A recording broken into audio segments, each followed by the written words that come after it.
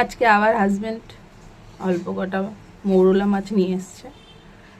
তো সকালে তো হাজব্যান্ডকে মাছ ভাজা ভাত করে দিয়েছিলাম, যাই হোক এখনও একটা মাছ রয়েছে। তো এখন এই মৌরলা মাছগুলোকে কেটে ধুয়ে ভেজে রেখে দেবো, কালকে রান্নাবান্না করব। কারণ কালকের চিকেন অনেকটা রয়ে গেছে, কালকের বেশ কিছুটা চিকেন রয়ে গেছে।